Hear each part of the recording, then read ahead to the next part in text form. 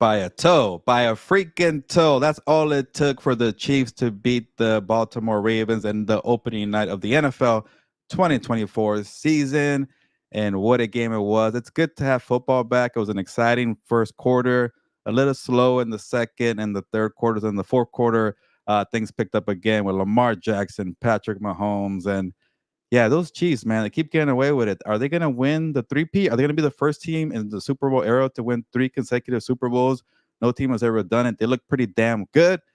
But I created a show, my show, with my name on it, Gilberto's Hour, to discuss everything that happened on Thursday Night Football. And you could hear Dan and Dago screaming, how do you get a show? Why did he steal the name Gilberto? Actually, it's spelled Gil, but we're going to go with Heel. If you like pro wrestling, Heel. Berto, Gilberto's hours. I have a full hour here. Last time I checked on the clock was 9:17, so we're going to be here for a full hour, maybe a little earlier. I try not to go too far. It's late night. I have a lot of things to talk about for week 1 of the NFL season, but we're going to discuss first Thursday Night Football. And to give you a rundown, if you were here with us last year, shout out to you. If you're new to this format here for Gilberto's Hour, I'm going to keep saying that Gilberto's Hour, the breakdown. It's all about you. There you go. It's kind of about me too, but all about you. We're going to talk sports betting, fantasy football, everything in the NFL, real football, fake football, whatever you want to do, survivor pool. We are here to chat about the NFL. And also,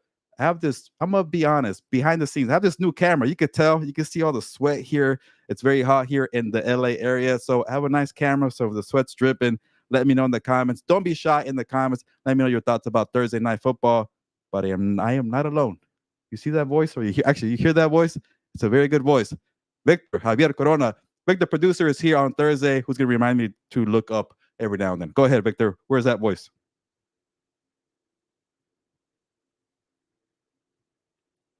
Victor, I can't hear you. Technical difficulties.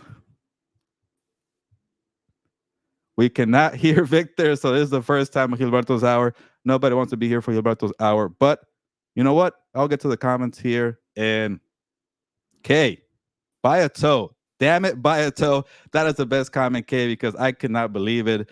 And shout out to Isaiah Likely. Isaiah Likely was a tough SOB. He is a rising star in the NFL, tight end for the Ravens. Had that nice touchdown, banged up his shoulder, and I think in the final drive, came in 3 plays later, and then caught that. It's just he had a shoe that's too big. I wonder, I'm guessing it was size 14, 15, a little smaller. That's a touchdown. It goes to overtime at Arrowhead Stadium, but instead we have to see the shots of Taylor Swift being excited. But Kay, yes, by a toe, damn it. I know we have a lot of Chargers fans here. How do you feel about that game? Or do you feel like this could be the same old, or are you not worried because who has better than the Chargers fans? Nobody, apparently.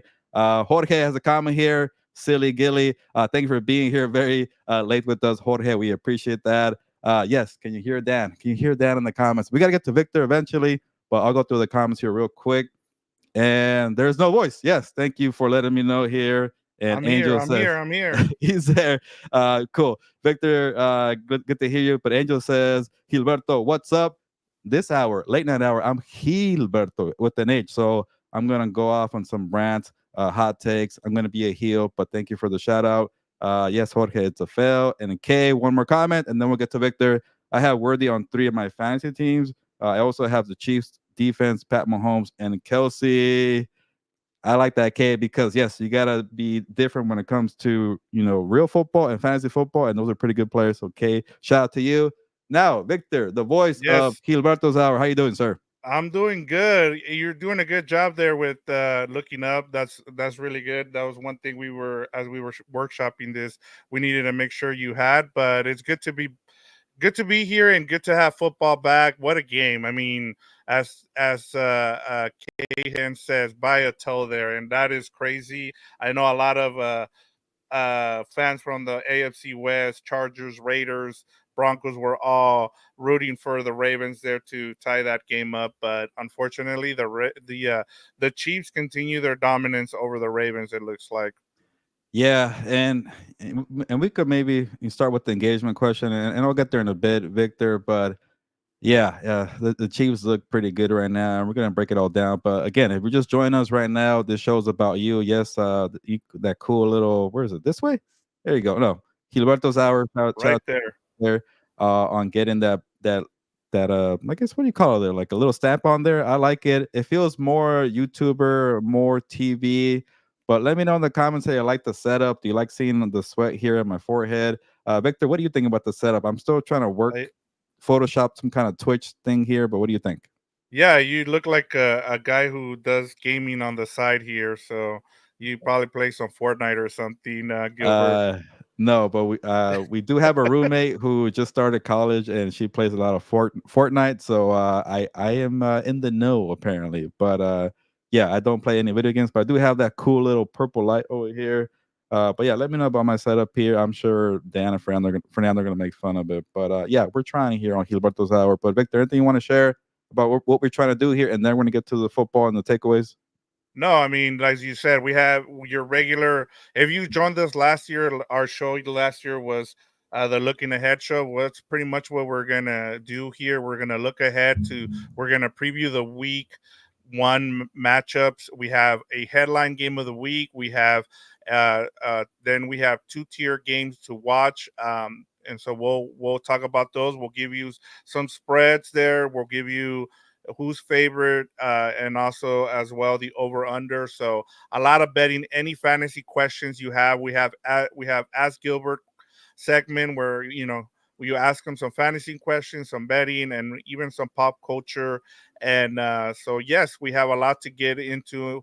We got we got through game one of 272, Gilbert. So I Yeah. think that's where we should start with game one of 272. Yeah, let's break it down here, and I could let's start with the engagement question so we could focus on the Ravens and then we focus on the Chiefs. I know we were tired of the Chiefs, but for the engagement question of the Thursday night football for Gilberto's hour. It's my hour. Remember 9:17. Keep an eye on the clock here. Will the Ravens be true Super Bowl contenders? That is the takeaway here, and real quick, don't be shy. Drop comments for sports betting, fantasy football, anything NFL related. There's going to be a Q&A section where you just ask Gilberto, and I'm going to answer them. So we're not going to neglect questions or comments. Victor, you're in charge of all the Yes. visuals. So if you see a good comment, read it out for me. That way I'm still looking up at that camera. But yes, will the Ravens be Super Bowl contenders? Let me know because they seem a little, uh, you know, I'll let you read Jorge's comment real quick, and then I'm gonna go into my Ravens kind of breakdown of what really concerns me about them. But what did Jorge have to say, Victor? He says the setup is good. You're doing a good job Oh, holding it down. Honestly, didn't notice the sweat, nor do I care. Killing it, Gilbert. So thank you, there you sir. go. I appreciate it. I'm like, man, you invest all this money on a nice camera, and then it's the hottest day I feel like of the year, and it's like sweat dripping down here. But thank you, I appreciate that, Jorge. But let's get to the Baltimore Ravens, and yeah, they couldn't get the job done. They couldn't beat the Kansas City Chiefs, but I have some concerns about the Baltimore Ravens, and I'll admit it. I did pick them not to make the playoffs. A lot of people got on me for that. I had some wild takes for my playoff predictions, and the concerns that I saw did occur throughout the four quarters. The first drive for the Ravens, when they had Derrick Henry move up the field, I was like, "Oh crap, I got it wrong here on the Baltimore Ravens. What's new?" But then you see Chris Jones blowing up the offensive line time and time again. And it got to a point where Chris Jones was kind of going onto the field very late to just pick a matchup that he wants. Oh, that rookie over there or that nobody, I'm gonna go destroy them so that way they can't double team and triple team, which I thought was very smart. Chris Jones looked pretty gassed at the end because he was doing so much work. He had the strip fumble on Lamar Jackson. So the interior offensive line, when you only have your center, Linderbaum, your left tackle, Ronnie Stanley, as experienced guys that you could trust in the offensive line. And you got three guys who haven't done much, very inexperienced, unproven. That was a red flag for me. And then the other part, and shout out to Chris Collinsworth. We got a guy right here, that guy, who kept saying like Lamar Jackson thrives in shotgun, but when you have Derrick Henry, you got to be under center, and yes, you know that you're going to have Derrick Henry, and you're probably going to be predictable and run the football. But the way you're able to have more blockers there to help you out with that terrible offensive line, they're going to have to figure out that identity because when you have a touchdown on the opening drive, that's all scripted. You planned that for the entire week. When the game got unscripted and you had to figure out and adjust, that became a problem for the Ravens. Luckily for them, they have Lamar Jackson, who is the best at improvising, going away from the pocket, running the football.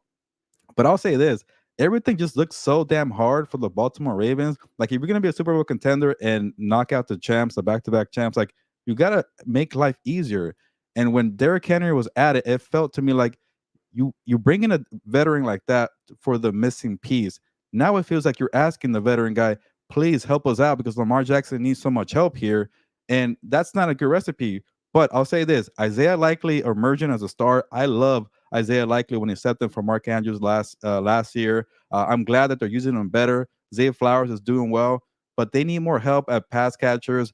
Victor, you could get into it too, but Mark Andrews, it feels like he's going to be more of a blocking tight end. So that sucks for you. We have him in fantasy football, but the interior, not enough weapons. And also, you changed defensive coordinators from Mike McDonald,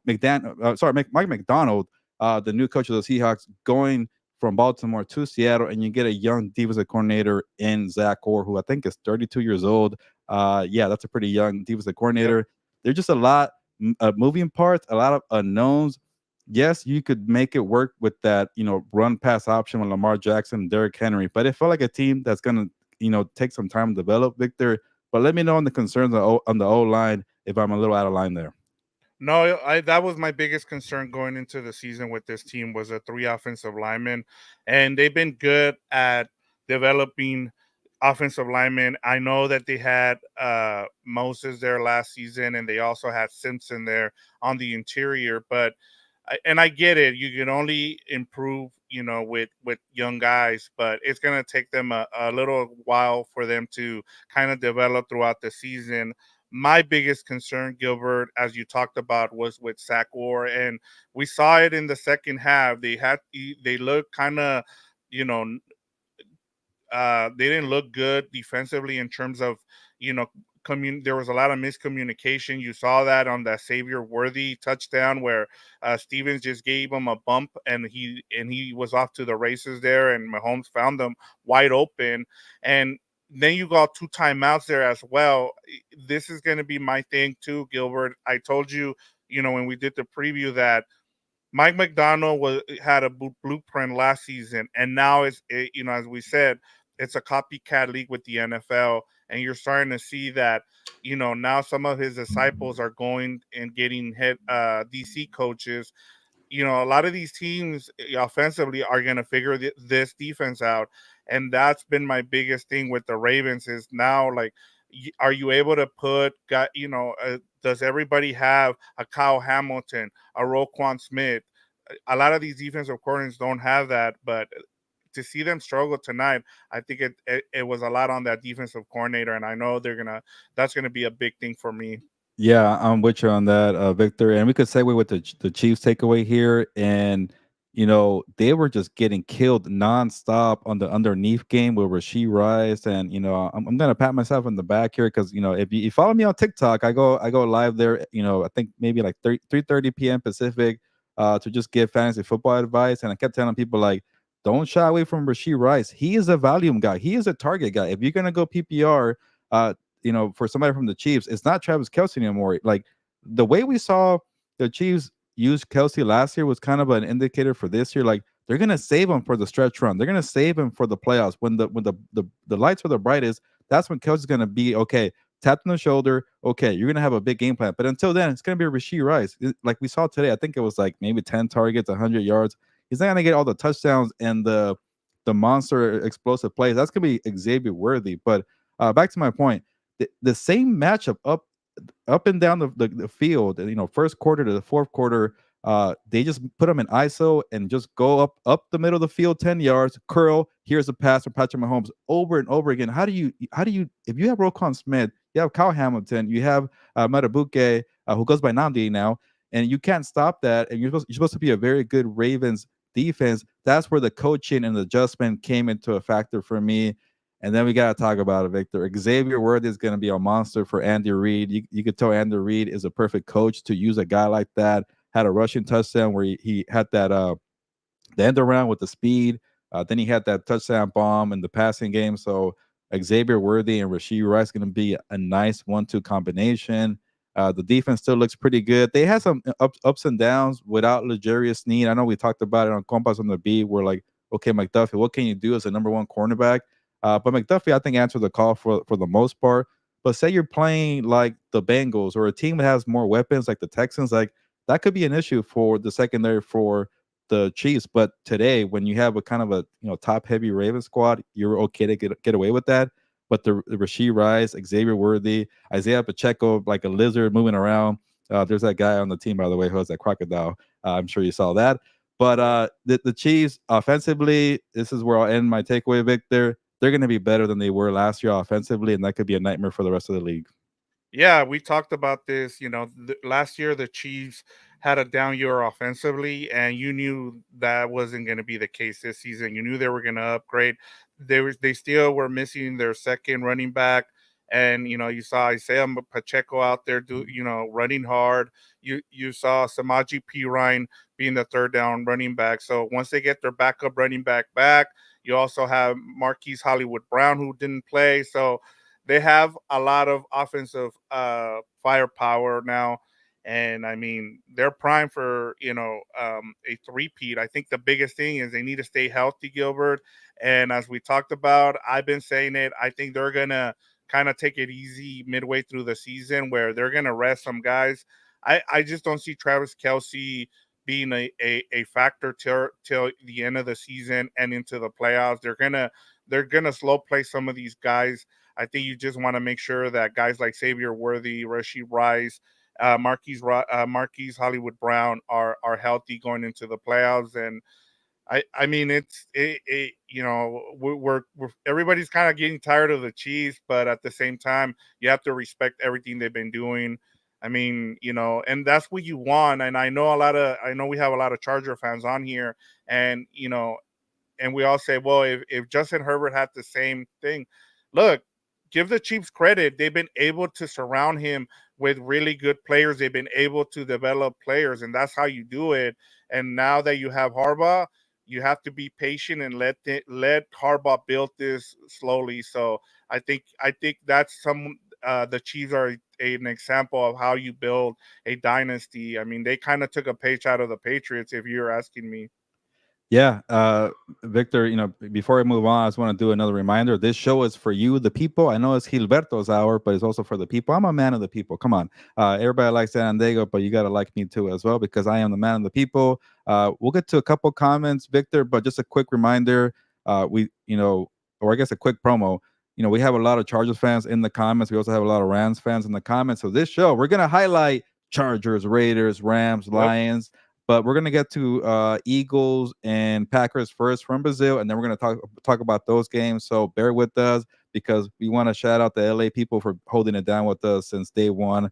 House of Horns, What's Up Boats, Compas on the Beat. We've been doing that on Compas since 2021. So we appreciate all the support, and we're gonna make sure we talk about the LA teams heavily. But obviously, you can find a lot of LA conversations on Compas on the Beat. Check out, by the way, What's Up Boats with Fernando's interview with Paul Gutierrez from ESPN Raiders. Yes, I know it's more Raider centric, but you could hear from the enemy point of view. Chargers fans, check out the interview for Fernando. Check out our content on House of Horns, where we broke down the Detroit Lions. They're going to be very damn good, but we'll get to them in a bit. Victor, any good comments? Maybe a couple right now before we move on to Eagles Packers. Yeah, you have Mark Madlock, or who you read. It said Kyle Hamilton seemed like a non-factor out there. Yeah, It says Nancy says we just found the Chiefs' kryptonite, and it's the speed. They're not built to play fast in all four quarters, as you can see how yeah, they were in the 2 minute in the fourth quarter. So there you go. That's a good comment there. And then you have Boltillo 93 says, can't like or respect someone that always gives us shit for no reason. You're even giving credit to the Raiders now. So there you go. yeah. Botillo, I saw your comment. I will get to that in a bit. I'm not a Chargers hater or a Herbert hater. I think Herbert's a great quarterback. But I just like to kind of keep it real. And maybe sometimes I'm gonna go on the other side, and sometimes I'm gonna go with the Chargers. But I'll give you more details in a bit. But I could take it. I take if I'm a little too negative on the team, call me out, and that's okay here on Gilberto's Hour. There I'm we gonna keep go. I'm So gonna keep saying now, that. yeah, keep saying that. That's a good one, and it'll go to what Charger fans how they feel about what you had to say earlier in the week. So, all right, Gilbert, let's get to our top three matchups of the week. I had some sound, but unfortunately, we had a couple of issues. So We're just gonna pretend there was a sound here, and we're gonna go ahead and start off with our headline game of the week, and that's Packers Eagles. We saw, just to kind of preview this game in terms of what we've seen in the past from these two teams. We saw Nick Sirianni and Jalen Hurts kind of have a fallout last season, and then we saw the Eagles kind of, implode late in the season, and then Nick Sirianni is on the hot seat. Then on the other side, you have Jordan Love. Jordan Love made his, I guess you could say, his debut while Aaron Rodgers was still on the Packers against the Eagles. He looked pretty good. So, I mean, you have an up and coming team in the Packers, and then an Eagles team that is trying to stay on top of make it back to the mountain that is the NFC East. So, where do you want to start here with this matchup? Yeah, I know I'm getting called a hater right now, but I'm also a little, I guess, down on the Packers and the Eagles.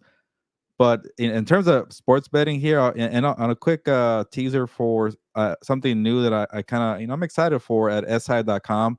They gave me, I don't know why they gave me, but they gave me a weekly column in terms of more of a betting aspect. So I'm going to talk to people in the Las Vegas area, some of the heavy hitters in sports betting in Vegas for the insight. And I'm going to have that story come out Friday morning, and it's going to have a lead into why many people think the Rams could be a sleeper for the Super Bowl this year. But I'm gonna have a lot of betting advice, and one of them is gonna be a category called "Stay Away From." I was gonna call it "Stay the F Away From These Games," but the category is pretty much it's simple. It's in the name. Stay away from that game because I just have no idea what's gonna happen. And that game of the week just to stay away from, and in terms of sports betting, is the Packers and the Eagles. Again, I'm a little down on them, but they should be good teams that could contend for a playoff spot. They are evenly matched teams, Victor. They're also Yep. breaking in new running backs, Josh Jacobs, Saquon Barkley, high profile running backs. Like when you bring, like, look at the Ravens today. You brought in Derrick Henry. It alters your offensive scheme. It kind of tweaks what you want to do, and it could maybe affect like Jordan Love, a young quarterback who already had a system down. Where okay, cool, like it's my show. But then you spend a bunch of money on Josh Jacobs. It might alter the way you operate, and it might take you a game. Same thing with Jalen Hurts. Okay, you knew what you like to do, and now it's like, well, okay, we got to feed Saquon. So I don't know what to expect from these offenses. Defensively, the Packers have a new DC. They've always had talent, the Packers, but they never play as a unit. They can't get together collectively. That's why they fired their DC last year. They have a new one. I just don't know what to expect. It's a new DC who came from the college game. With the Eagles, also they have Chargers fans. You know Kellen Moore, who's the OC now for the Eagles. And I think they also have a new DC. They have a revamped secondary. Darius Slay got in trouble, by the way, for Brazil, and that's the other part. I just don't know what to expect on a neutral field, many miles away. First game in South America, there in Brazil. I know Brazil has hosted many massive soccer games. I know I'm a hater, so I don't like soccer that much, but I know a good thing about soccer when it comes to Brazil. They know how to host big time events in terms of that. But we've seen like in Estadio Azteca in Mexico, where the field is a little slippery. Sometimes in London too, players are being told you can't leave your hotel. How does that affect you mentally? The travel. So there's just too many unknowns for me, Victor. And I think I saw not too long ago the spread was Eagles uh, -2. okay. Money line is -120, and the over under is 49 and a half. One other thing that you mentioned there, Gilbert, to kind of pay attention, it is a soccer field, as you said, so it is natural grass. So that'll be something cool to kind of see, something that will get the NFL to finally go with fields on natural grass on all NFL fields. So Yeah. that'll be something to kind of keep an eye on, as you talked about. And then Jeff Hafley is the new DC for the Green Bay Packers. From what I've heard, it sounds like he's going to play a lot of man to man. So we'll see. I told you early on in free agency, I really like the signing of Xavier McKinney. He's going to be somebody to kind of keep an eye on. And then in terms of the Eagles, my biggest issue is Kellen Moore. He is a guy who loves to, you know, he likes the big play and he likes the flashy play, but he's not a consistent play caller. And I'm pretty sure Charger fans can attest to this. Like outside of that first game where they let the first week of the season in rushing, their rushing was really bad. I mean, I get it. Eckler was he was a bit old by then, but that was part of the reason you brought him in. Was Kellen Moore was supposed to change your offense as a Charger fan. Like this is what this was going to be. The Chargers finally getting to run the ball and never materialize. So I have big concerns when it comes to that Eagles offense, and he's got a lot on his plate there because he's got a lot of mouths to feed. You got Saquon, you got AJ Brown, you got Devontae Smith. I think the guy that's going to get forgotten in this offense is Dallas Goddard, Gilbert. So Yeah. I just wanted to get your. I want to know, what are you at all concerned about Kellen Moore as an offensive play caller? A little bit, and I think maybe Charger fans could agree with me here. A lot of Cowboy fans did not like Kellen Moore, and they kept saying, "Well, good luck with that over there in LA." Chargers fans with Kellen Moore, and it just didn't work out. Maybe it's not totally his fault because the Brandon Staley dynamic. You got to have the head coach and the OC working together. What happened with the injuries? Mike Williams got hurt, so I don't want to fault too much Kellen Moore. But then on the Eagles side, like how much did Shane Steichen just help out Nick Sirianni? And he's trying to search for that again, and he can't find it. So Kellen Moore has this very pass-heavy style, and then you add in Saquon Barkley, like you mentioned, Victor, and then you got guys who want to get fed, like AJ Brown, Devontae Smith, two wide receivers that got paid a bunch of money this off season. And I think one of the comments mentioned that reminded us Jason Kelsey is not around too. That's a big factor. But uh, just for the sake of time here, I gotta pick something here because it is our game of the week. I'm telling you, stay away from betting purposes, but I'm gonna go with the Eagles. I think that they're more experienced. They're going away from the country. The Packers are still a very young team. It didn't really affect them down the stretch last year being so young. They kind of shocked the world a little bit in terms of being a team that really figured it out quickly from the Aaron Rodgers days. So I don't want to put too much into that, but if I'm picking, I don't feel good about it. I'm going to go with the Eagles here, Vic. Yeah, and just to read a comment here from Mark Madlock, he said Jason Kelsey is going to be missed. I got the Packers, and I'm with Mark here. I'm going with the Packers as Hmm. well. I have concerns about that defense still, Gilbert. I know we didn't talk about it. Vic Fangio, that it was and again with Charger fans, what they saw with his coaching tree, Brandon Staley. I mean, it was a nice defense at first, but now everybody's just running the ball on that team. And then, they brought in linebackers. It sounds like they're going to go with N'Kobe Dean now, the guy the linebacker out of Georgia who's, been hurt. And so I have question marks with that secondary. You talked about Darius Slayton. He hasn't been as good as he was his first season. They bring CJ Gardner Johnson back. Is that going to be enough? I just don't know. I just believe in. I know that I can't say this name if Dan Dago is here, but I'll say this: that coach is really good at scheming things up. He's been one of the best disciples of Sean McVay, and I can really see the Packers running the ball in this game. I think this is going to be a big Josh Jacobs game because. And then the other thing on the other side, Gilbert, we haven't even talked about, and I asked you about Kellen Moore.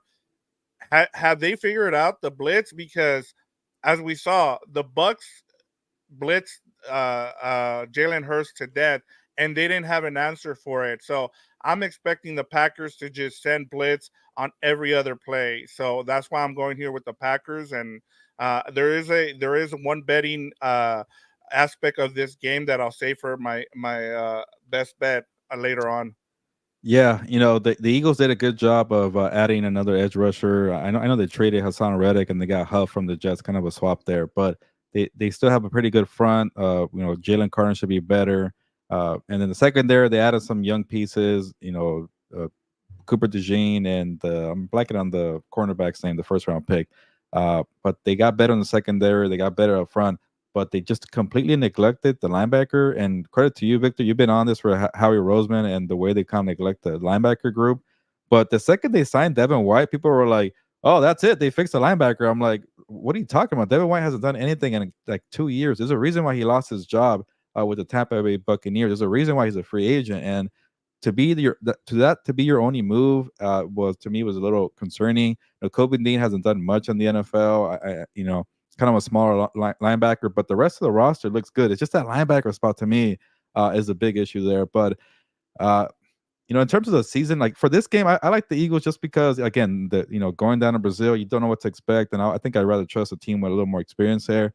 But for the season, I kind of wish I had maybe more of the Packers than I do the Eagles. The Eagles, I picked them for the division just because I don't like the NFC East. I'm not high on the Cowboys. I'm definitely not high on the Giants, and I think the Commanders are 1 year away with Jaden Daniels from doing something. So it kind of gave the Eagles by default. But everything you're saying, Victor, on the Packers is spot on. But I think for my picks at least, I had them missing the playoffs because it's a little competitive in the NFC, and obviously I had to pick. I got to get my Cardinals in there, right? So I chose the Yeah. Cardinals over the Packers, but it doesn't look good. But I'm totally with you. And again, I'm not going to disagree too much here, just for the sake of time, and also because this game, stay away from. Yeah, as we move on here, we got our Thier back here. He says Eagles Oh, winning by 10 easily. And he says hello, Victor and Gilbert. So it's good to have a Thier back here for our Thursday nights. He showed up a little late, but he's here. All right, moving on to our page 2 top tier games to watch. And, Charger fans, rejoice here. We have Chargers Raiders, and the Chargers are 3.5 point favorites, a money line minus 175 for the Chargers, and for the Raiders is plus 145 on the money line, and the over under started at 43 and a half. It's gone down to 40 and a half, Gilbert. So where would you like to start with this matchup? yeah. Well, type on the banner, Victor. It should be -3, and I think I'm seeing -3 now for the Chargers. We got plus three You're and a right. half. It is minus. I But got you. the I Chargers got it. are the favorites here, and this is where I'm going to get a lot of, I guess, not good comments here. But I'll get to the point. I won't beat around the bush. I picked the Raiders for this game because yes, I've been harsh on the Jim Harbaugh kind of like, okay, coming in and fixing things quickly. Like, yeah, he was gonna like, let's not get it twisted. He's gonna fix things eventually. Jim Harbaugh, that is. He has Yep. Justin Herbert. He has a great quarterback, but I just need to see, just see it develop a little more. And when you have a very suspect interior offensive line, very young skill position players, and guess who's coming into town? Raiders defense has Max Crosby, Christian Wilkins, Jack Jones. They have their same DC and Patrick Graham. You have a defensive minded head coach and Antonio Pierce. It's just not a good matchup when you think about continuity, you think about defense, and you think about the weaknesses for the Chargers. But it's a great thing that Justin Herbert is healthy. I was sending prayers for Chargers fans because you don't want Easton Stick to be the starter, but luckily it's Justin Herbert. But you think about Max Crosby going up against Joe Alt in his debut as a young rookie tackle. Maybe Joe Alt balls out. I'm not saying that I feel strongly about the Raiders beating the Chargers, but they're one of my upset alerts because in week one, you got to look at teams catching them at the right time. Teams are trying to figure out identity, trying to work with a coach, trying to work with a new roster. And there's just too much unknown and too much newness, if that's a word, with Jim Harbaugh's Chargers. So for that reason, I'm going to go with the Raiders. I know people won't like that, but to kind of give you some positivity with the Chargers. Obviously, I believe in Jim Harbaugh fixing the O line. I believe in him fixing the running game, but it's gonna take a while. I'm more of a 2 year project for Jim Harbaugh. I think maybe because I covered this team for so long, I still have nightmares about how they blew one score games, how they have injury bugs, things like that. And I know people keep telling me, "Well, Harbaugh got hired to fix that," but I got to see it. That's my only thing. I'm not trying to be a hater. I'm more of like, okay, let's see how it develops here. But if they turn out to be if Harbaugh does it very quickly, I'm gonna eat my words. I'm gonna take the L because that's what I do on the show here. I'm gonna give you the authentic side of me, my real thoughts, but then I'm also gonna take the L when the L comes here. So uh, I get it there, but I think when you have Justin Herbert, I'll say this about the defense: they're gonna be better. Jesse Minter, I think when I started the offseason, I was more concerned about the defense than the offense. Now I shifted. Seeing Jesse Minter, getting a chance to talk to him, seeing the way this defense is picking it up in training camp and preseason, that's not regular season, but they're going to be better. And I guess you could go nowhere but up after the Brandon Staley era. It was terrible defensively, so that's good. But offensively, they're just very young, skill position players. Like yeah, Lamar could be good, but can he be good right away in week one? That's a tough ask there. Joshua Palmer, is a good player, but it feels like more like a number two, number three. Eventually, you got to get a number one wide receiver. Maybe it could be McConkey. I'm not sure how I feel about the tight ends. I'm not sure how I feel about the running backs because J.K. Dobbins, needs to stay healthy. Gus Edwards is more of a specialist in short yardage situation. But I'll stop with the negativity. But I think the Chargers are going to be better in the long run. But right now, I just can't get into it. Yeah, and I mean, I'll give you one stat, and I know Charger fans will love this. The Raiders are 1-6 at SoFi. So I mean that's been the thing too. And Gilbert, like I'm with you in terms of the Chargers. I think people are kind of getting it, a little ahead of themselves. And I'll say this, one of the things that I agree with is that Harbaugh is going to turn this around, but it's going to take a little bit of time. I get that his past record says he's going to turn things around right away because everybody looks at what he did with the 49ers. That 49ers team had really good players on there that people, it was just that they were coming off bad seasons. Sometimes you just need a good coach. And I get it. Once you have, as you talked about, you have Justin Herbert. You can build around him, and so you're going to be fine there. I have no qualms about that. I think the as we've talked about on Combas on the Beat, I think the Chargers are going to win a Super Bowl in the next 5 years. It just takes time, and it takes time. Like one of the things that I've been asking people, Charger fans, is like, do you want to have the season that the Giants had a couple seasons ago, where you make the playoffs in Brian Dable's first season, and then you're not able to build Yeah. because you end up with a pick later on in the first round? If you're going to build this team, you want to build it through the trenches. And how do you do that? You do it with draft picks. And so you need to be a little patient. And I get it. Like everybody is getting hyped about Harbaugh. And as we've talked about, I think they're in the right position. You have the right guy now. You just need some time to kind of build this up, because if you have the Chargers make the playoffs, it it's gonna kind of delay the progress that you want to make, because you also have some salary cap issues that you still need to fix. Yeah, you have really good passions. What I love about this team defensively, as you talked about, I'm bullish on those linebackers. I think they have really good linebackers, but that we'll get more into it as we go on. I know we got to keep it under an hour here, but I am with you. I do like the Raiders in this position, just because, as we talked about, this is a really good defense. A lot of people are kind of sleeping on this team. I just don't, and we saw this team in training camp. We know what they're capable of defensively. A lot of people are just saying, well, what they did last at the end of last season doesn't count because everybody was playing hard for Antonio Pierce. That's not the case, man. Like when you've seen good teams defensively, they come back and they show it again. And I just think that defense is a little bit better. So I'm with you. I actually would, I don't know if the Raiders can pull off the upset, but I think it's going to be a close game. And somebody just said here that it was going to be a close game. They have Mark Madlock says Chargers 19-16. Dicker makes Okay. the winning field goal. I think this is going to be a low scoring game. I think both teams are going to want to run the ball, and they will. I think it'll probably be like 8 or 10 possessions for both teams, and it's going to be a low scoring game. It's going to be a field goal kind of fast. It's going to be boring because both of these coaches love to run the ball.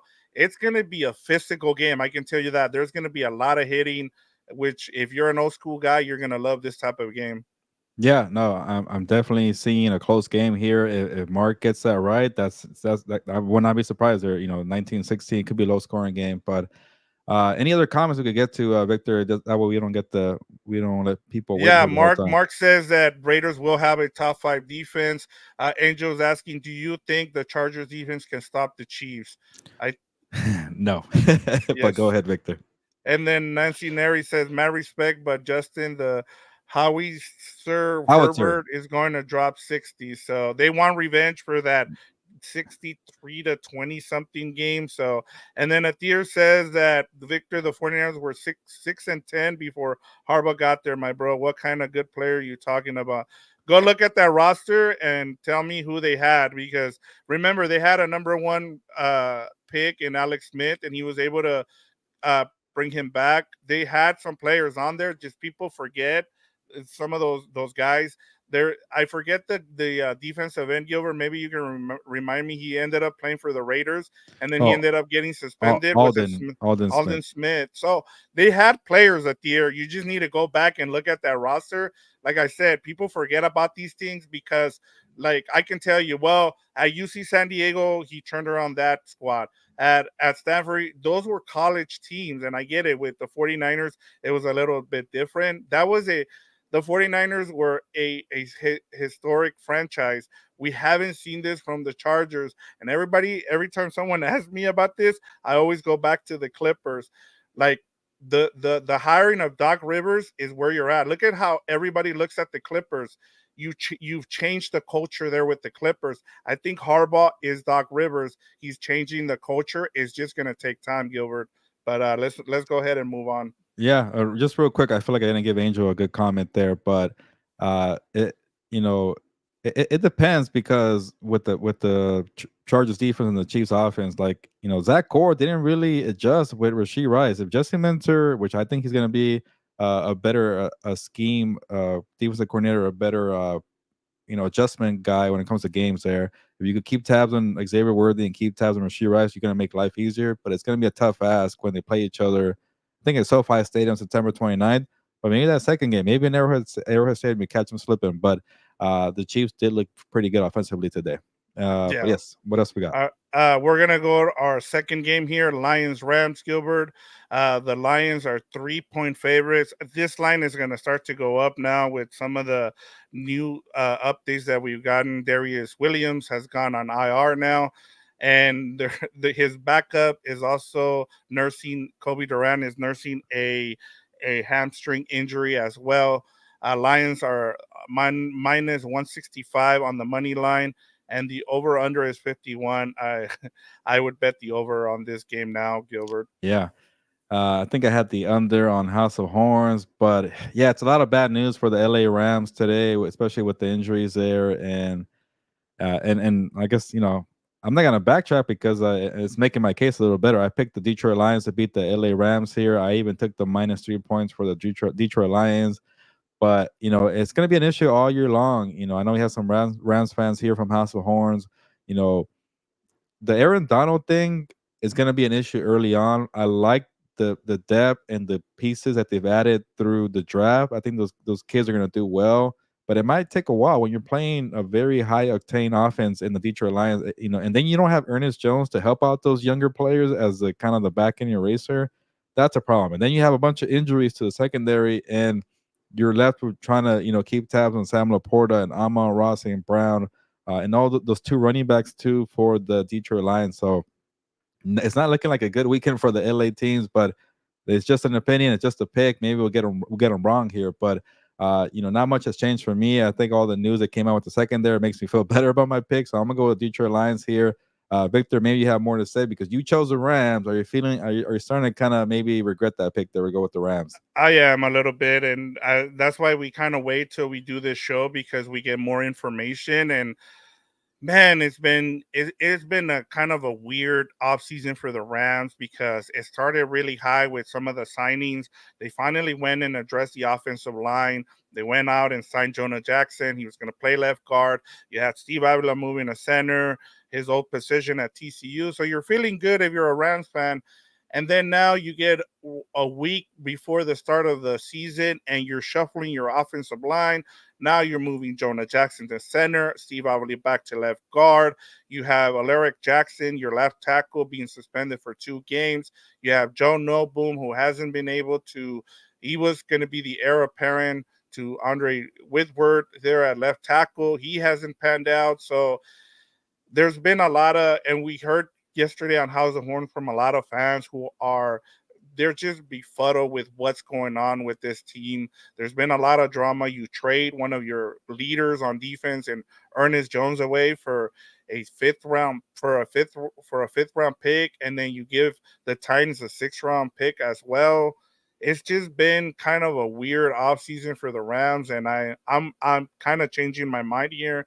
I'm gonna go with the Lions here as well. And as Atir said, he likes the Rams. I'm kind of surprised because Hmm. 31-27 over the Wow. Lions, and he's taking the over. Mark Madlock says take the over in the Lions. So yes, I mean it's just been really weird what's been going on with the Rams lately.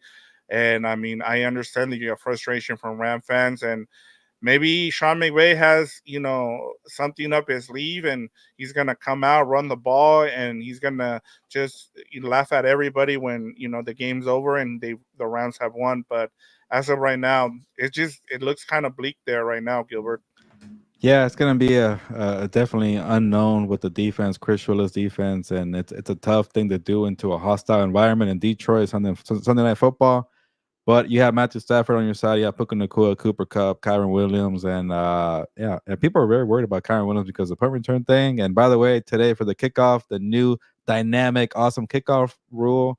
Well, nothing really happened today. So there you have it. We'll see more throughout the season. But those are the top three games of the week, Vic. Just Three very good games. We'll see how they go. We're not looking. It's not looking good for the LA teams, but yeah, we'll find out, and we'll eat crow if we get it wrong. Yeah, and I mean we'll be back, and as Atir said, he's going to be looking for us on Monday to let us know that we were wrong about some of these picks. So we can't wait. Honestly, we're just giving our opinions, and we love having these conversation with you guys. So it's fun. So all right, Gilbert, let's move on to Ask Gilbert segment. If you have any fantasy questions, any betting questions for us, uh, we'll take them here. So any pop culture, we'll do it here. But Gilbert, I'm gonna start off here while we wait for comments to come in. But who is the one who is one player that you avoided in fantasy drafts? Is there one? I do better when you give me names. I'm trying to think of somebody that I don't really like. One Uh, player I stayed away from was Travis Kelsey, just because hmm. I kind of knew that they were gonna kind of slow play him. Another one was Mark Andrews. I just did. There were so many good tight ends in this fantasy year that I kind of waited on a tight end myself. So yeah, like I kind of, and then same thing, like we were laughing when we were doing our draft, but we were the last two guys who waited on a quarterback.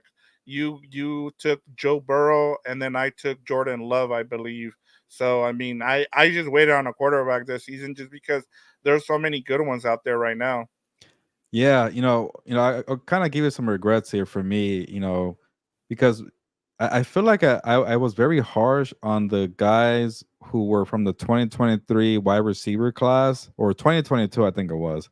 It was the Garrett Wilsons, Chris Olave, Drake London, and for the most, even George Pickens. But for the most part, those guys in 2023 had a quiet second year, and I'm like, oh, I don't want to get burned again from the Olaves and the Garrett Wilsons and the Drake London and George Pickens. I'm sorry, man, I can't help you. You have Russell Wilson there as a Yeah, quarterback, so I will say I that's one right. avoided him That's too. one right there. I did not avoid George Pickens last year. He was a good player. From the guys that I just mentioned, he might have been the best from the four, but he was just too much up and down with that terrible offense in Pittsburgh. But putting George Pickens aside, don't let, I guess, kind of the lack of chemistry between Olave and Derek Carr fool you. I think Olave is a good player, and towards the end, Derek Carr kind of figured it out. But he does have a lot of check downs, a lot of thinking and dunking. But I think Olave is going to do well. Garrett Wilson, people kind of forgot about because he was on a terrible Jets offense when Aaron Rodgers got hurt. If you got him, I think you're going to do well. I was so high on Garrett Wilson last year. I just got burned because Aaron Rodgers got hurt, and I kept putting him in my lineup thinking he's gonna do something. It's like the meme with the stick, like do something, Garrett Wilson. He never did because he has Zach Wilson as quarterback. But I think if he stays healthy, that could be good. Drake London is another one that you kept. Oh, come on, Arthur Smith, do something. I won't defend Kyle Pitts. I'll say that, Victor. Yeah, Kyle Pitts, I gotta wait, man. I gotta see you do something. I'm not just gonna go off and be like, okay, you got a new coach and stuff. You got Kirk Cousins, you're gonna be okay. I had to wait with him. But I think Drake London, when you watch the film on the Falcons last year, everybody was terrible besides Drake London. He got open, but they wouldn't pass him the ball there. So Drake London, Garrett Wilson, Chris Olave. I know Olave also has a concern because Shaheed gets a lot of the touchdowns.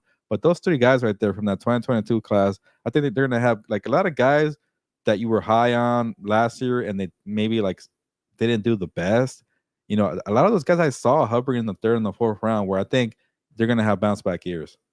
Yeah, and I mean, we'll see. I mean, there's a lot of guys that I really like. There's in terms of kind of sleepers, uh the Chase Brown from the Bengals. I took in a lot of leagues that I had. Well, in the three leagues that I only did three leagues this year. I couldn't do it, especially with all how busy I am. I was only able to do three leagues. But we have some questions here, and we'll move on to our betting locks. Gilbert, we Okay. have Mark Madlock says Herbert MVP odds look really good. Why not take a flyer? Yeah, and also too, I know a lot of people got scared with Justin Herbert also in fantasy football because he got the foot injury. But yeah, if he's able to take that offense with such a young skill position group and does well, why not take a flyer? And Mark, I already pro on my story, but it'll come out tomorrow. My betting column for Sports Illustrated. The person I spoke to was a director at the Westgate, and he kept saying a lot of people are betting heavy on Matthew Stafford and Brock Purdy to be the MVP. For running backs, they're betting obviously heavy on Christian McCaffrey, but he did not mention Justin Herbert, so he must be like long odds to win the MVP. And when you have a player that talented, why not throw a couple money or a couple future bets on Justin Herbert? So I definitely like that, especially when people are throwing money at Brock Purdy and Matthew Stafford. Why not on Justin Herbert? Yeah, I mean, I chose Garrett Goff just because we've Mm. seen in the past, Gilbert, that if you end up with the number one seed, like with the best record as we saw last season with the Ravens and Lamar Jackson, you're gonna win the MVP. It goes to a quarterback. We know that. So I mean, why not throw some money here on Herbert? You never know, especially if you believe that much in the Harbaugh turnaround. Hey, you throw in a like $10, it can be a big winner. It just depends on how much you're willing to spend to take a risk there. So it's not a honestly it's not a bad bet there. Athir says he's got Jefferson, CD Lamb, and Waddle. He said who should he start out of those three if you needed to start two of them? Definitely CD Lamb. I know he's playing the Browns, but you still got to start CD Lamb. Who is Waddle and who's the other one? Jefferson. Oh, I see Jefferson. Sorry, I missed it. Yeah, it's tough to go away from two guys that good, Jefferson and CD Lamb. I know Lamb has a bad matchup, but I would go Waddle. I'm okay with just taking a chance on my bench here. I know they're playing the Jaguars and Jefferson's playing a tough Giants defense, but I'm not drafting these guys in the first round just to sit them. So I really don't care in terms of week one and when it comes to Yeah, matchups. I'm with you there. All right, Gilbert, we got less than around 7 minutes, so let's get to. We're gonna move on to our betting locks. Do you want to start for your best bets of the week here, or do you want me to go? You can do either 1 through 5, or you can do 5 through 1, whatever you like here. Yeah. However Oh, you want to actually, start. well, let's actually answer Nancy's comment here, Oh, my bad. and I'll get to that one. I think I see maybe another one. I'm trying to read another one that I saw here. Robert D. Uh, okay, actually, that's a good point. If you see Robert D's comment, I'll get to that one after. It's the one about the great RB and the QB, and then okay, let's go with this one first, and then I'll get to Nancy. All right, let me read Uh, this first. Go ahead. Well, the great running back QB missed two wide open wide receivers in the end zone at the end. Why is he an average quarterback at best? Yeah, Robert, I'm glad you brought this up. Like, maybe you're a little harsh on Lamar Jackson, but you cannot miss those open throws in the end zone. They would have won that game without having to deal with the toe gate, the controversy there. Like Isaiah likely did his job. Yeah, he probably has a massive shoe, and that kind of burned them. But he came back in. He also threw kind of a hospital ball at him. That's why he got hurt with the shoulder. He was wide open. It was kind of floated up in there to Lamar that is to Isaiah. You win that game if you hit Zay Flowers there, you win that game. Lamar Jackson's never going to be a pure pocket passer like we see with Matthew Stafford, Justin Herbert, CJ Stroud, Joe Burrow. We know who he is. He's going to be, he's going to hurt you with his legs and hurt you with some plays away from the pocket. And honestly, when he just lobs it up to Isaiah Likely, like it's beautiful football because Likely has this massive kind of catch radius. I bet he played power forward somewhere. Like he's one of my favorite players who's not getting a lot of hype there. But you cannot do that when you win back-to-back MVPs.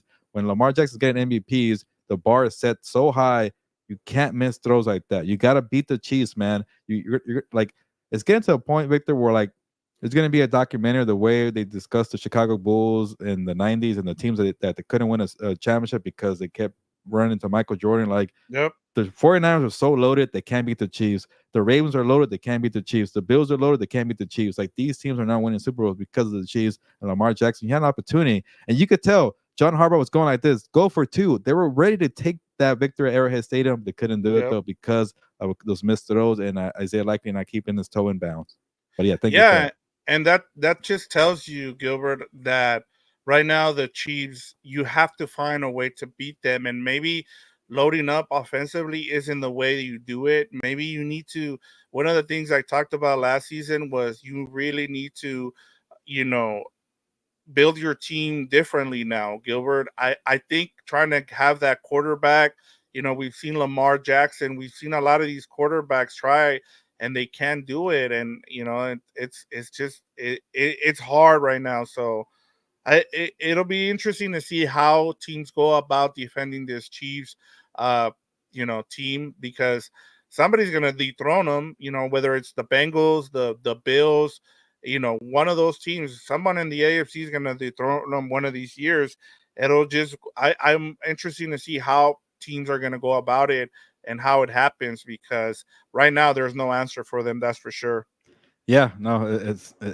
I even I know I keep promoting my column for betting, but I even asked the sports director. I was like, "Hey, man, like, do you have a prop bet for the Chiefs or the field? Because it's getting to that point." He said, "No, it's not basketball where obviously there's three teams that dominate, but it's starting to feel like you're going to get to that point here." But Nancy had a question or maybe like an observation on Scott Matlock. Victor, I'll read the comment here from Nancy. Uh, I see it right here. Scott Matlock has the necessary skills to be comparable to Mike Tober, maybe potentially one day Lorenzo Neal. I'm assuming she's going off of like the physicalness, being physical, being a great leader, kind of the heart and soul of the team. So that's high praise there, Nancy, for Scott Matlock when you compare him to guys like Mike Tober and Lorenzo Neal. So when you have Jim Harbaugh, you're gonna need tough guys like that. So I like that you're searching for physical players that could be culture guys there. So thank you for the comment there, Nancy. I mean, in a fullback, man. I mean, you're talking my kind of football. I mean, I love having a fullback on there. A 300-pound fullback, that a redhead too, like a ginger. That's really cool. So shout out to Greg Roman for bringing back the fullback. Yeah, I love that. And like Mark Madlock, Ricard too. Like they're gonna use their fullback. I love seeing a fullback, man. Bring me back to old school. I know, I'm a big fan of Dan and Dago, because he talks about like the offensive line and bringing back that kind of football. I love the passing, don't get me wrong, but I also think that you shouldn't get rid of tight ends and fullbacks. You can still use them. I mean, look at that Miami offense and the way they use their fullback there. So yeah, don't get me started there, Gilbert. I yeah, love the yeah. football, And then the fullback position. And you got Carson Steele with the crocodile for the Chiefs, Yeah, another fullback. So yeah, correct. good comment there on the fullbacks there. But yeah, we could do the best bets because we're down to our final minutes for the hour that I was promised here from Dan and Fernando. They're gonna get mad at me if I go over. Yeah, no, we'll go a little over just because it's week one and we had a couple of issues here. We'll do a better job with our timing next week. But all right, Gilbert, let's get to our betting logs. We have a tier there. He's giving us his, but let's start off with you. Okay. Where do you want to start? You want to start with five, or do you want to start with one, and then that way we can let the people know? You know, I'll just give you my five, and then you could do your five here. But yeah, Victor has a system here where he kind of counts our bets. The 5 pointer obviously would be your best bet. You get 5 points off of that, and then the next one would be the 4 pointer, and so on. And then we count them after each week, and then we tally them for the entire season. Who gets the most points for this betting system that Victor has done for us here on Gilberto's Hour? I think it was pretty close last year, but I think you won, Victor. I can't Yes. remember, but yeah, it's a good way to kind of keep tabs on the betting here. So, and for me, I have a lot of underdogs. It's week one's my favorite week, and I'm not in terms of everything because you got the playoffs and things like that. But it's a good week because there's so much unknown where you could get like a surprise team to catch a team slipping. So I have a lot of underdogs this week here. So my 5 pointer here, it's actually not even a pick for a game. It's a over under. I think the Cardinals and the Buffalo Bills in Orchard Park, New York. I think it's going to be a high scoring affair, a fun football matchup. And Victor, I think people are not listening to me on Compas on the Beat because I think the Cardinals are going to be a very fun offense. Yeah, I get it. If you don't want to pick them for the playoffs, that's cool. They might have a bad defense, but nobody's talking about them offensively. I think they're going to be very good offensively. Uh, the Bills just lost Matt Milano, one of the heart and soul players on the defense. Yep. They lost a lot of veteran pieces defensively. Yeah, they're a little over the hill, but you lost Poyer, Micah Hyde, you lost your Davis White, but it's kind of a new look defense, and I think this Cardinals offense could catch them slipping, which I'll get to my point eventually there. But it's going to be high scoring because Josh Allen's still Josh Allen. He's going to probably light up the Cardinals, and I think Kyler Murray, Mario Harrison Jr., and that OC, I'm gonna keep saying his name, Drew Petzing, could light up the Bills too. Go over here for me. My four pointer, Victor. I have the Cowboys plus 2.5 versus the Browns. I'm taking a chance here. Straight up, I took the Browns. I'm not gonna lie here, but the Cowboys are just too good of a team where like everybody's going to Cleveland. And also, Victor, maybe because I saw it on my SI.com team, we have predictions for the playoffs. A lot of people didn't have the Cowboys in the playoffs. Like it's becoming a trend when nobody's expecting the Cowboys to make the playoffs. I don't like that from that point. I hate being a follower, but they still have a good roster. So I will take a chance here, plus 2.5 for the Cowboys. For my 3-pointer, I have back to the Cardinals. I'll take the points here for the Cardinals plus 6.5. Yeah, I think the Bills could beat them at the end, but I think the Cardinals could, put up enough points to go over on the total bit and also keep it close throughout the game here. So give me the Cardinals plus 6.5. I wish it was a little higher, like a 7, but whatever. They're not that bad. They're not the Patriots and the Bengals. So give me the Cardinals for my 3-pointer. My 2-pointer, I have the Giants plus 2 versus the Vikings. This one, is more about a rivalry between me and the Vikings fans because I predicted Minnesota is going to go 3-14. I know it's a little harsh there, but they're not going to be a winning team. I'll just leave it at that.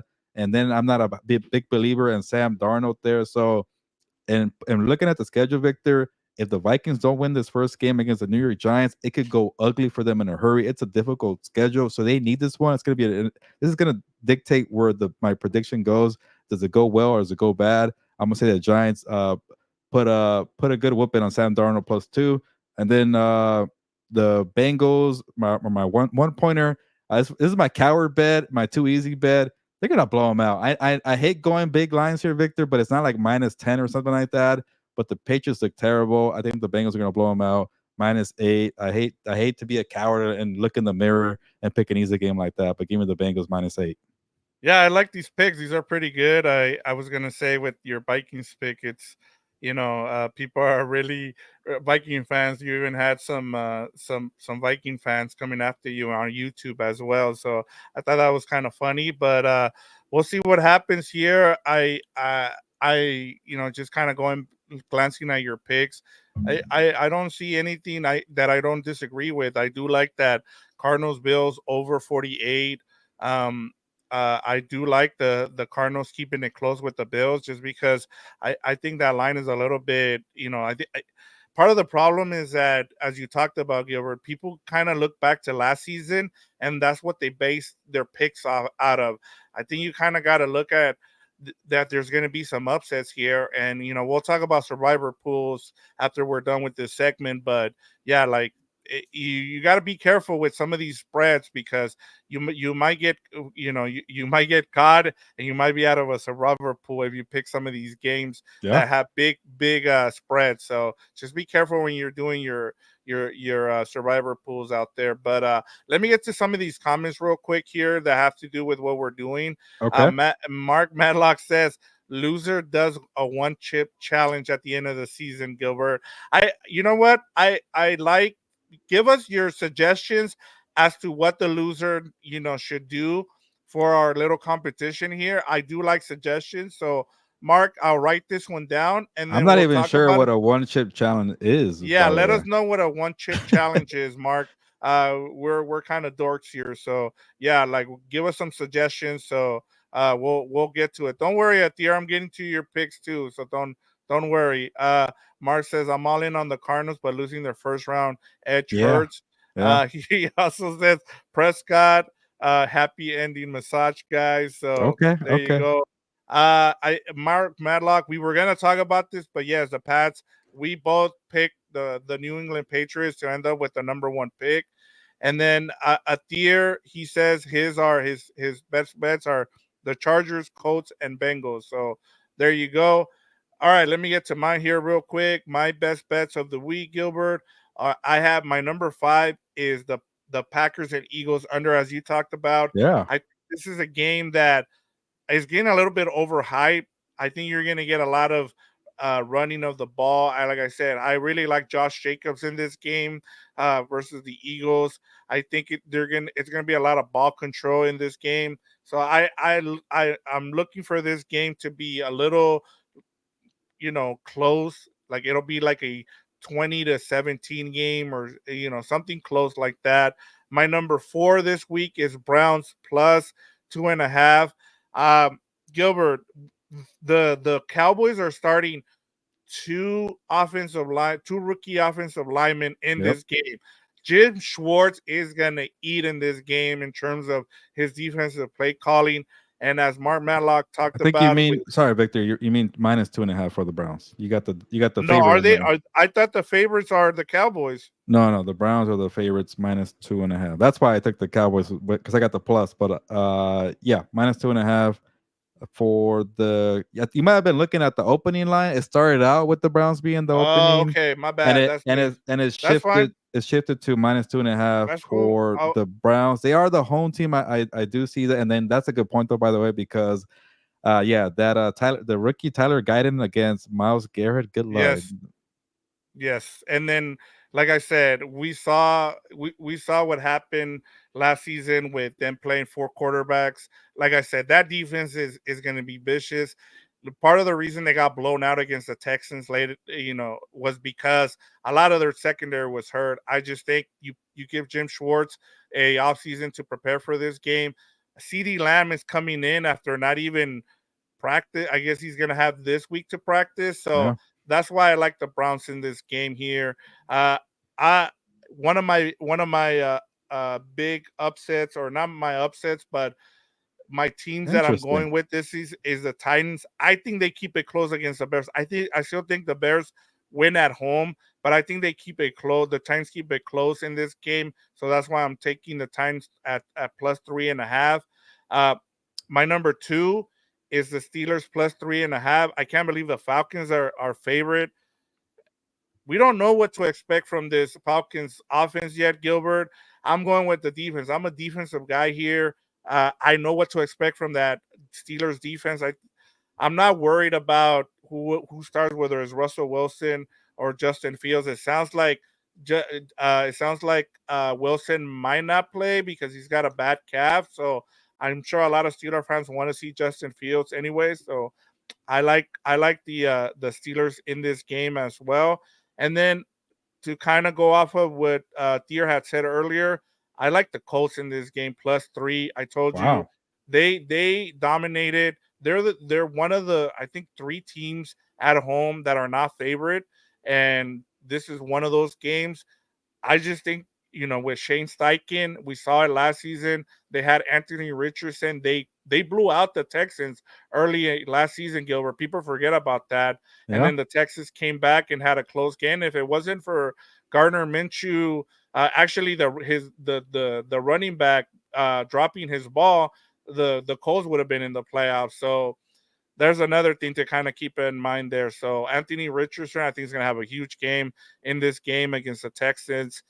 So I'm with the tier there with the plus 3.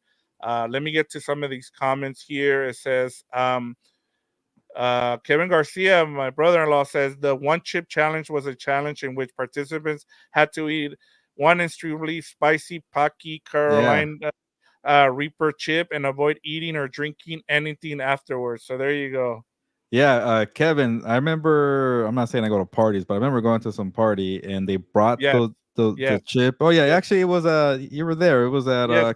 Caroline's I guess home party. I forget when you move in somewhere new. Home greeting. Housewarming There you go, party. housewarming party. That's what it was.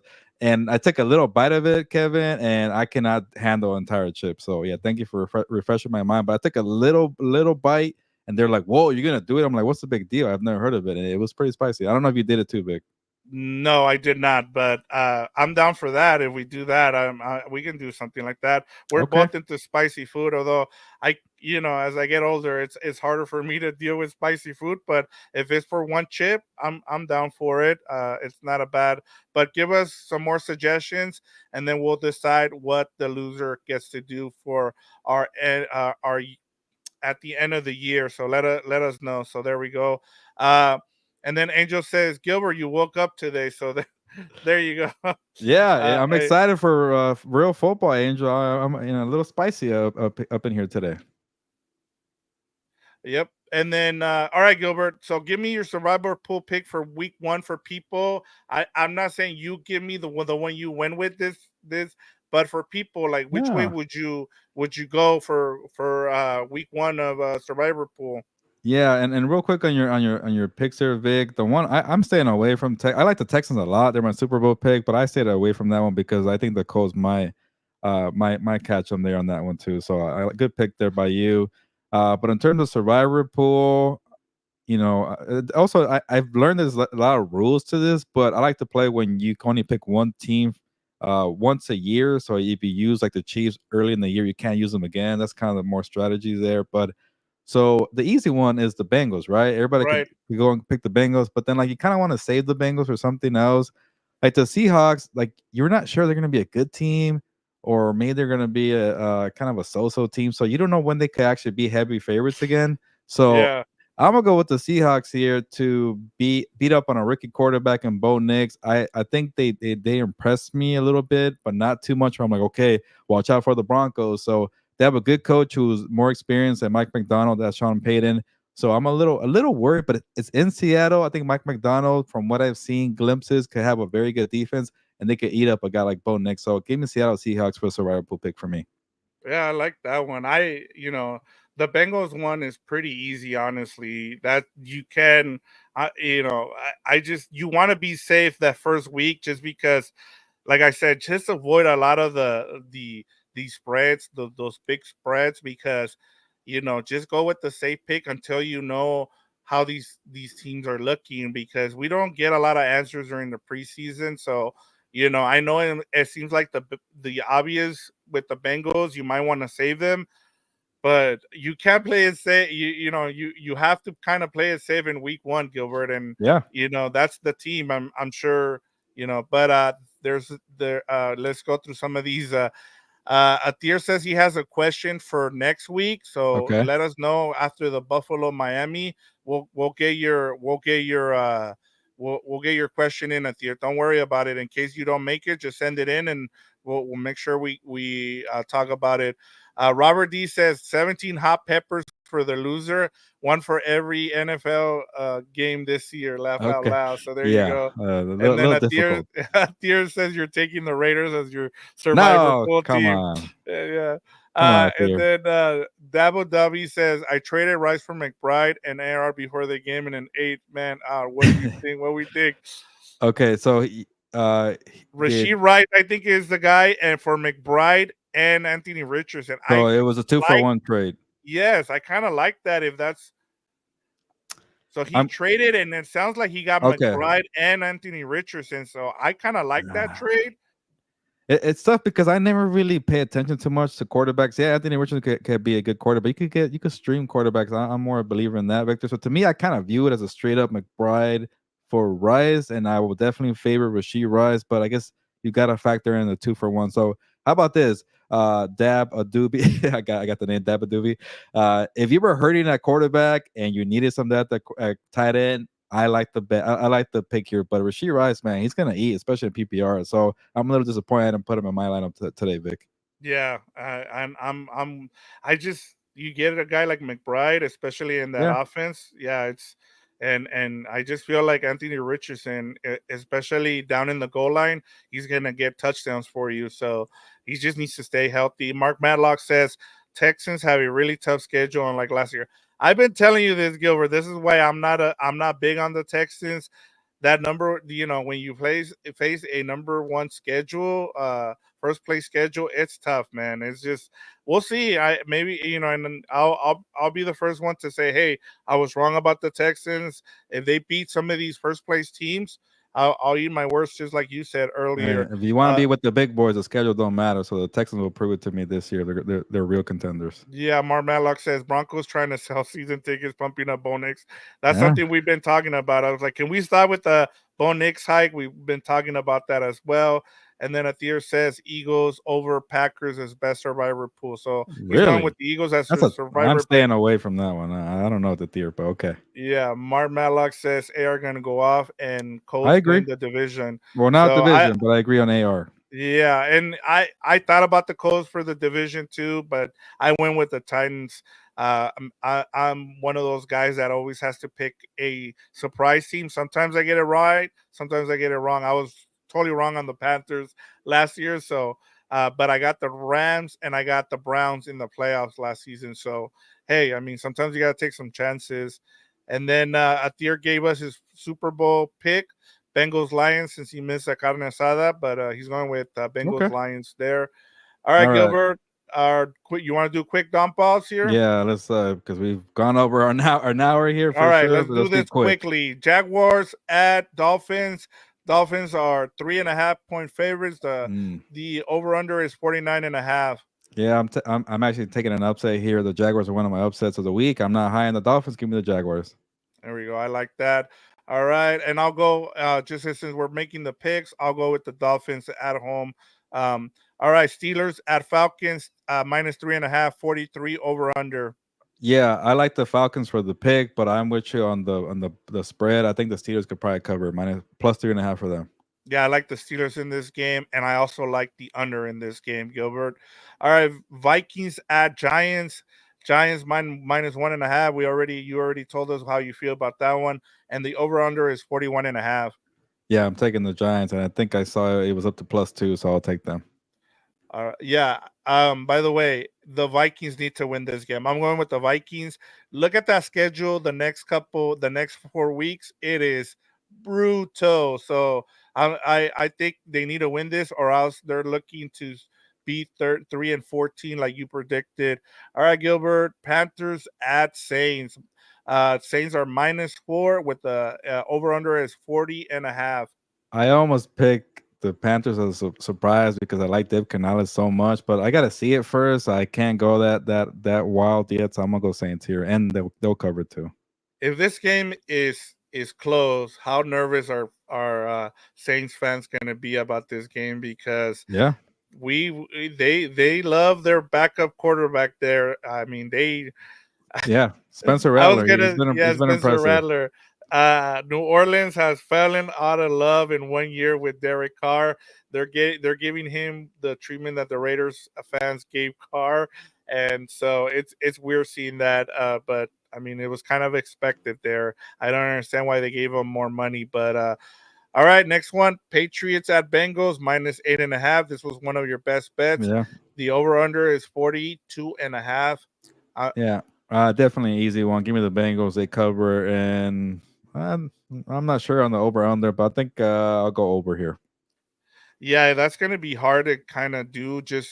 I think the if it's a blowout, you're gonna need the Bengals to score a lot of points in this game to hit that over. I don't know what to expect from the Patriots. They have a veteran quarterback, but I'm with you. I take the over here. Titans at Bears -4.5, and then 43.5 is the over under. Yeah, I think I might have seen it go down to 3.5 here, which I would feel better for the Bears. This one's more annoyance here, and I wanted to share some words here. It's like people are caught up on that stupid number one overall pick quarterback stat where they haven't won in the last 15 debuts. I think they're all 14 and one number one picks when they make their debut. That's a load of crap. It's a different. This is not a typical number one pick roster. The Bears have a very good roster, so just had a spot and seeing the trend of the Titans, I'm going with the Bears here. I think the Bears cover too. Yeah, I'm going the opposite way. I like Titans are my team this season, my surprise team. So I think they might pull an upset, but I think they can stay close to that 4.5 point line there. And then 43.5, I think it's going to be hard to get the over on this game, but it is a early game in September, so maybe we'll get some high scoring game in Chicago there. All right, Gilbert. Cardinals at Bills minus 6.5. 48 is the over under. Yeah, I already did this one, so I'm gonna go Cardinals plus 6.5, and definitely go over on the 48 there Yeah, for you this called shootout. both of these. I like both of these calls here. Cardinals and then the over under here at 48. Texans minus 3 at the Colts. 47.5 is the over under.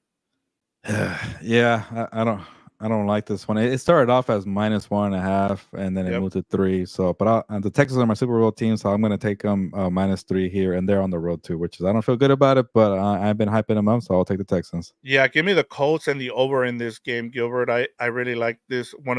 This is one of those games I kind of want to bet on. Broncos at Seahawks minus 6, as you talked Ooh. about, and then 42.5. So where are you leaning here? Yeah, that it looks like that line definitely climbed. I think last time I checked, it was -4.5 for the Seahawks. Yep. So people are hammering the Seahawks. So definitely, it's a tough line, but I'll go with the Seahawks, and they'll take care of a young roster in the Broncos. Yeah, I'm with you. I like to see in this game as well, going on the road with the rookie. Last time a rookie quarterback started for the Broncos, it was John Elway.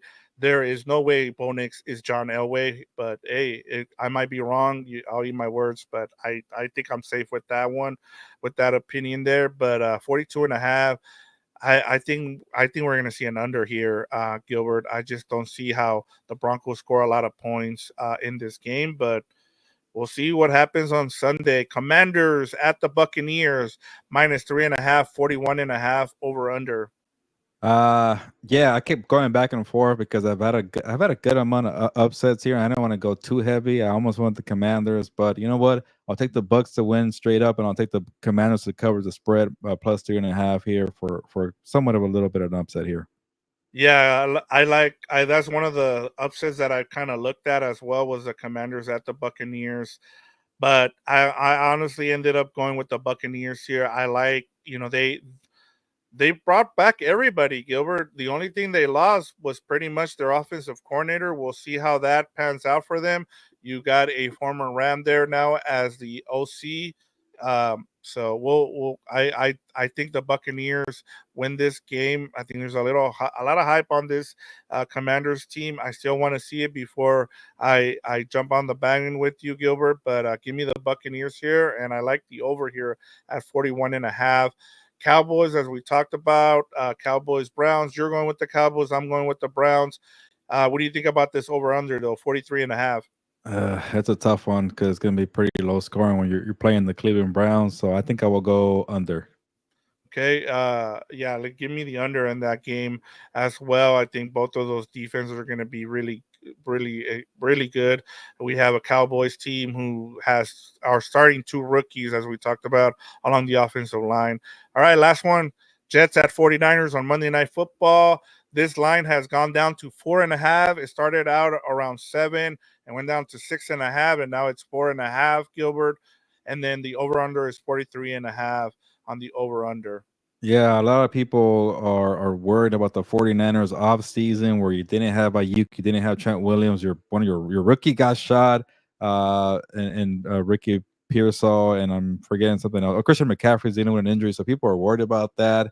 I think I'm more concerned about the Jets. Like you've never really played a game with Aaron Rodgers. You're going into a hostile environment. You're going against a very good team.